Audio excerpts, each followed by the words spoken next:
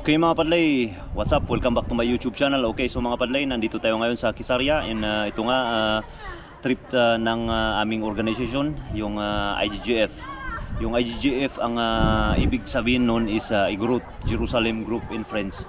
So ang Igorot Group in Friends is hindi lang pure Igorot, kundi may mga sumali rin na mga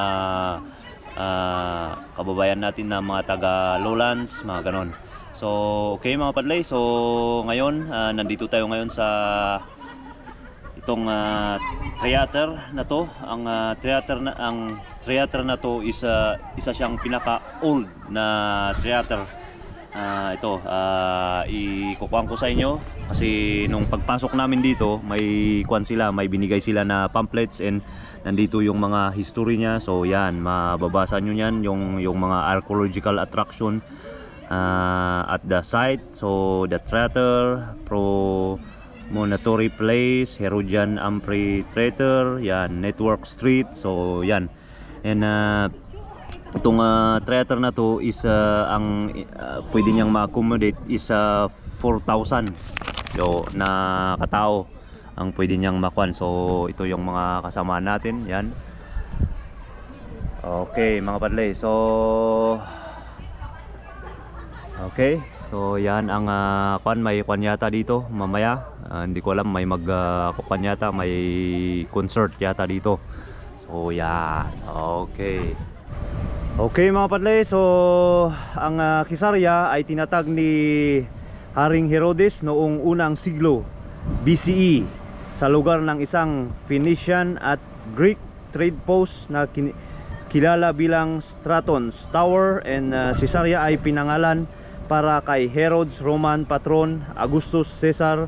Ang lungsod na ito ay inilarawan ng detalyado ng historyang Hudyo na si Josephus Flavius. So yun yung ang kunting history ng Kisarya. And ito nga mga padlay, so ang ganda dito, first time namin. And ito yung National Park ng Kisarya.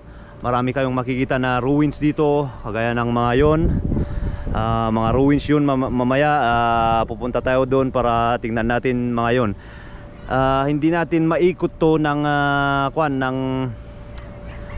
dalawa. Ito ay mostly mga 1 to 2 hours na kung gusto nyong ikutin to. So bali yung mga malalapit lang na yung mga spot ang punta natin. Okay mga padlay, so yan. And itong theater na to, ito yung isang most ancient na theater sa buong Israel, buong mundo. Okay, so yan ang sea ng Mediterranean Sea. Yan, ang ganda. Ang nakikita nyo, may mga doon, mga factory. Yan, okay. So tara na sa next spot naman. Okay mga padlay. Okay, so yan, kung nakikita nyo yan, itong mga bato-bato na to 2,000 years ago. Yan, ito ang kagandahan na ginawa rin ni King Herod, kasi ito marami siyang ginawang mga tourist spot din ng Israel. Ito, yan, okay. So okay, so ito, tingnan nyo, itong mga na to, artifacts na to, yan, yung na excavate nila nung in-excavate nila tong Kisarya.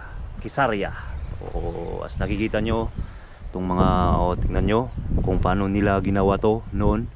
Nung unang panahon, wala silang machine, wala silang mga gamit noon, and pulido ang pagkagawa. Tingnan nyo, ganda. Yan. And yun, nandun pa, puro na bato. Nakikita nyo. Yan. Okay, punta tayo dun sa another site. Okay, so ito may siya, ang ibig sabihin nito na part is gable, cornice, frieze,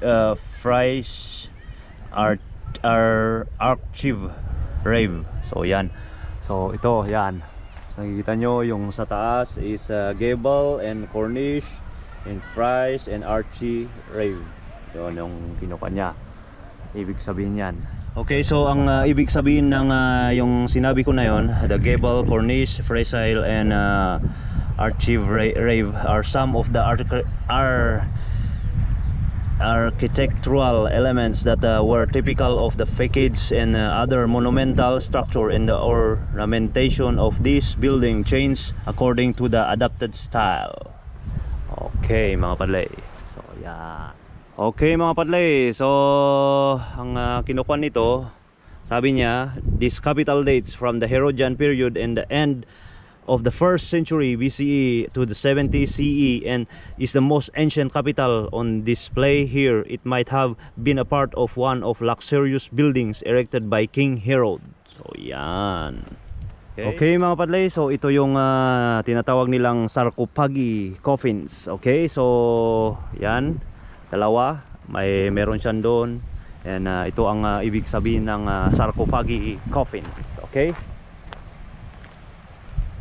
so yan, sarcophagi coffins made of stone, granite, marble, limestone, lead or wood were widely used among different people including Jews throughout to the Greco-Roman word. Sarcophagi means flesh eater. So yan, stone coffins were made out of 2 huge. So yan yung yung yan nga, yung coffins na yon. Okay, so yan. And ito yung mga poste ito na natumba noon. Okay, so ito, basahin natin tong stone sources. Sabi niya, King Herod built Caesarea as a luxurious city carefully planned with street monuments such as temples, a palace, entertainment sites. The wealth of Roman Caesarea is reflected through the wide range of stone, particularly in the Roman building style. The stone of these columns were brought from all over Mediterranean and eastern coasts, especially from the famous quarries of Greece, Minor Asia, Turkey and Egypt. The import buildings raw material that began with the building of the city lasted for many years. Okay, so ito yung mapa. Yan. So nandito tayo. Yon, Jerusalem, sabi niya. And Caesarea, Cyprus. Yan, Alexander. O yan yung mapa noon. And yan, Sahara Desert. And ito ang sabi niya pa dito. It was not easy to transport a heavy black stone from the quarry to the building site. The most successful method was invented by Mitiganes, who rolled huge stones by anchoring them between the axes of wooden logs, which were then dragged along by a team of bulls. So yan, okay, kaya to may mga bulls. Yan, Roma, Galilee, Spain. Okay, so ito yung mga dinala nila noon ni King Herod papunta dito sa Israel, dito sa Caesarea. Yan, okay. Okay mga padli, so ito yung mga kasamaan natin. Yan si Padli Dong, Padli Brando. Yan, ito yung isang palaging nanonood sa aking YouTube, si Padli Wilson. Ano Padli? Oh, yan. So yan, Igorot Jerusalem Group and Friends. Yan, okay. Ito yung Mediterranean Sea. Yan. Yan, ito yung mga pandito, yung mga poste. Yan. Okay. So yun mga kasamaan din natin, nandun sila, nag-picture sila doon. Okay. Ang lawak ng Caesarea National Park. So ang entrance dito is nasa 60 shekel. So times yun na lang ng 14 kung magkano. Okay. Okay, ito si Mars natin, si sis natin na yung channel. Norcas Mai. Oh yan, ang channel niya. And of course, Mercy Sim. Please visit also my channel, guys. Thank you so much, Mercy Sim. Mga caregiver po kami dito sa Israel. Yes, we are from Israel. And anong masasabi nyo dito sa trip natin na to? It's really amazing and worth it. It's wow. Yeah, It's amazing. a wow. Oh, maganda. Unbelievable. Maganda. And most of in all, Israel. nakikisama ang weather. Mainit. Okay mga padlay, so itong kinatatayuan ko ngayon is ito ay isang palace noong unang panahon, 2,000 years ago. So yan, pero ito sinira ng dagat. So yan. Okay mga padlay, so yan ang view. Ganda. Yan, yung mga kababayan natin doon, mga Pinoy, nagpa-picture-picture din, mga kasamaan natin. Yan. Okay, yan, may mga ruins pa dito. Okay, hanggang dito.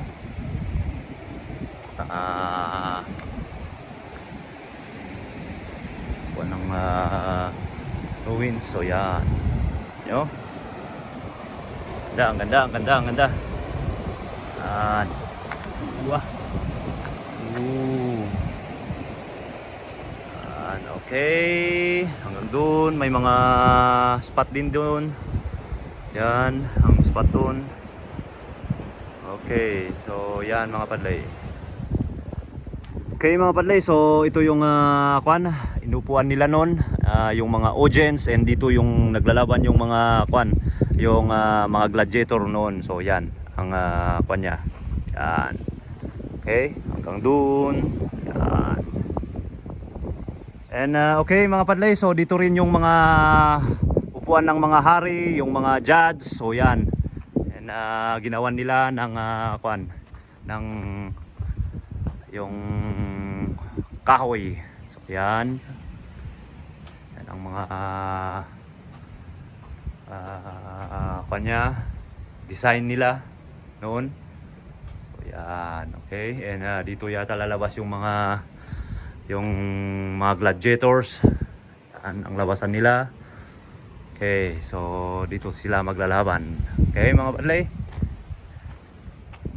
Okay mga padlay, so idagdag natin to yung about sa Bible history. Ito ang sabi niya, I appeal unto Caesar, for if I be offended or have committed anything worthy of death, I refuse not to die. But if there's none of these things whereof this accuse me, no man may deliver me unto them. I appeal unto Caesar. Then Festus, when he had conferred with the council, answered, Hast thou appealed unto Caesar? Unto Caesar shall thou go. Acts 25 verse 11 to 12. So yon. Okay.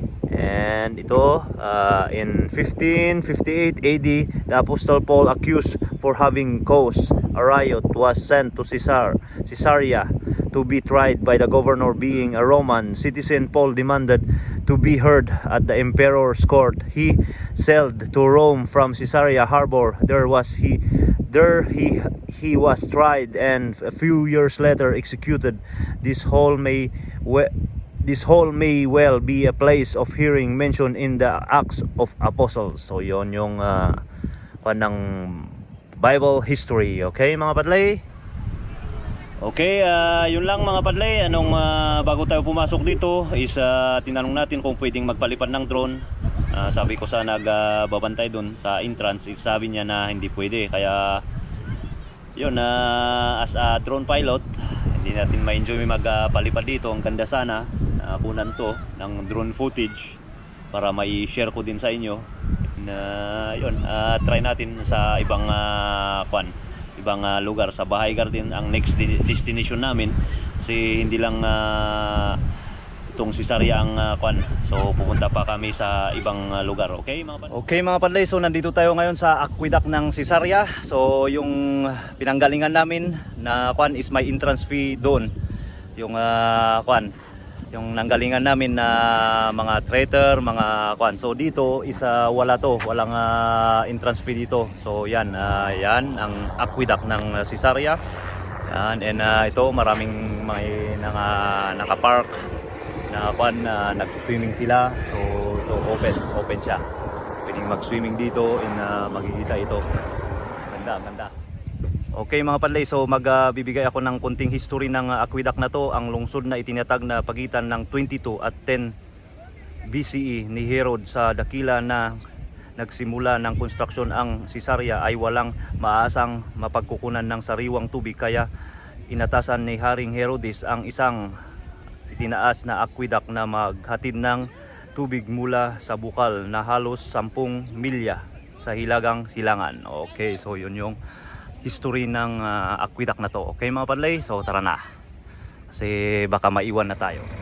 Okay mga padlay, so yun yung tour natin dito sa Caesarea. So hindi natin napuntahan lahat kasi ito nga ang medyo malalayo, and nasa 33 lahat yung site na pwedeng mapuntahan dito sa mga 2 oras na kwan ang pag gusto mong ikutin lahat. And may mga hindi pa natin napuntahan doon na museum. So yun, dito lang tayo sa kwan, sa mga gilid-gilid. Okay, so pagod na rin tayo. So punta tayo sa next destination. So okay mga padlay, so next na content naman yung gagawin natin sa Bahay Garden sa Haifa. So punta naman tayo sa Haifa. Okay mga padlay, so salamat, and kung hindi pa kayo nakasubscribe sa aking channel, hit nyo lang yung subscribe button and maliit na bell para sa susunod na mga ganito na tour natin is updated kayo. Okay, God bless.